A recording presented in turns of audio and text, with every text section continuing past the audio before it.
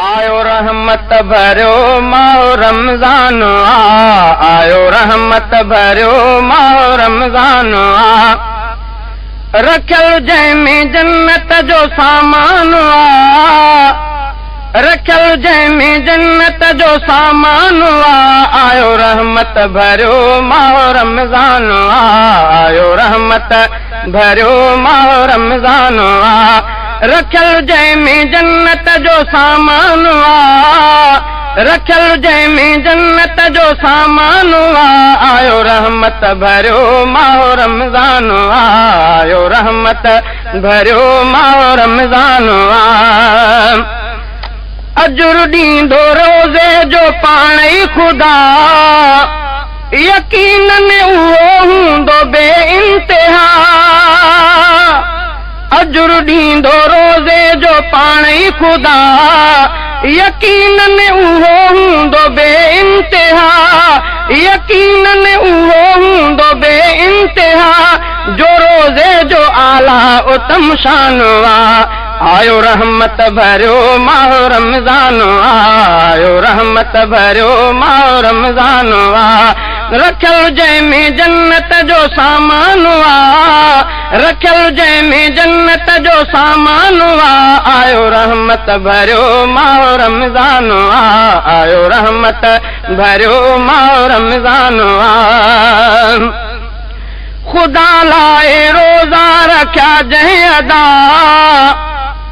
सगीरा संदसि ॾोह बख़्शा वया ख़ुदा लाइ रोज़ा रखिया जंहिं अदा सगीरा संदसि ॾोह बख़्शा वया सगीरा संदसि ॾोह बख़्शा वया थियल ही हदीसुन में ऐलान आयो रहमत भरियो माहो रमज़ान आयो रहमत भरियो माहो रमज़ान रखियल जंहिंमें जन्नत जो सामान रखियल जंहिंमें जन्नत जो सामान आयो रहमत भरियो माहो रमज़ान आयो रहमत भरियो माहो रमज़ान क़यामत में रोज़ो सिफारिश कंदो त मालिक ही रोज़ा हो रखंदो बंदो क़यामत में रोज़ो सिफारिश कंदो त मालिक ही रोज़ा हो रखंदो बंदो त मालिक ही रोज़ा हो रखंदो बंदो ही जन्नत जो हक़दार इंसान आयो रहमत भरियो माहो रमज़ान आयो रहमत भरियो माहो रमज़ान रखियल जंहिंमें जन्नत जो सामान रखियल जंहिंमें जन्नत जो सामान आयो रहमत भरियो माहो रमज़ान आयो रहमत भरियो माहो रमज़ान हुजे चाप माण्हू मुस्लमान घर ऐं रोज़ा रखे जो न बालिग़ बशर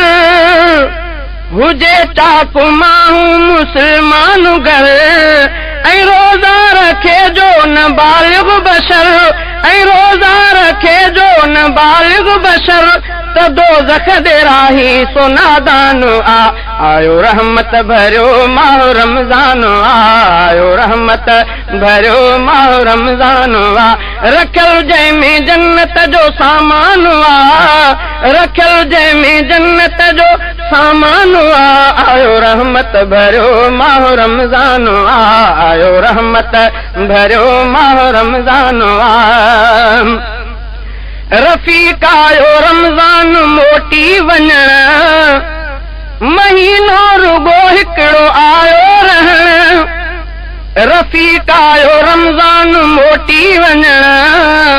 महीनो रुगो हिकिड़ो आयो रहण महीनो रुगो हिकिड़ो आयो रहण बिला शक भलो माहो महिमान आयो रहमत भरियो माहो रमज़ान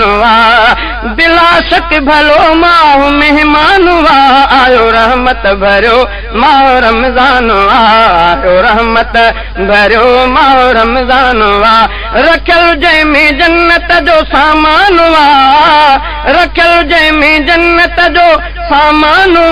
आयो रहमत भरियो माहो रमज़ान आयो रहमत